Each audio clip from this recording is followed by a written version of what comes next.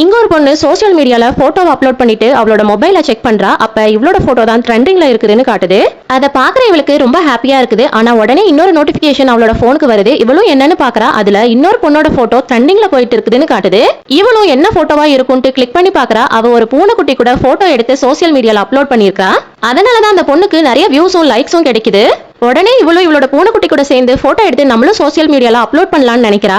அந்த பூனைக்குட்டியை தூக்கி இவ போட்டோ எடுக்கணும்னு நினைக்கிறா. ஆனா அந்த பூனைக்குட்டிக்கு இவ கூட போட்டோ எடுக்க விருப்பமே இல்ல.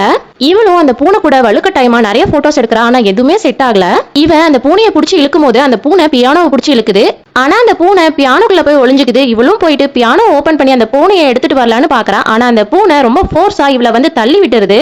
இதனால ரெண்டு பேருமே கீழே விழுந்துடுறாங்க. அப்ப அவ கையில இந்த போனு செவுத்துல பட்டு தானாவே போட்டோ எடுக்குது.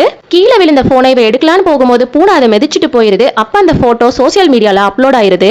இவளும் சரியில்லாத போட்டோ நெட்ல அப்லோட் ஆயிடுச்சுன்னு ரொம்பவே ஃபீல் பண்றா. ஆனா அந்த போட்டோக்கு தான் நிறைய லைக்ஸ் கிடைக்குது. மறுபடியும் இவ தான் ட்ரெண்டிங்ல இருக்கா. இதை பாக்குற அவளுக்கு ரொம்ப சந்தோஷமா இருக்குது. அப்படி அந்த பூனை எங்கடா போகுதுன்னு பார்த்தா டாய்லெட்டுக்கு தான் போகுது. இதுக்கு தான் அந்த பூனை அவசர அவசரமா போயிருக்குது. ஆனா இவ தான் அதை இழுத்து பிடிச்சி போட்டோ எடுத்துருக்கா.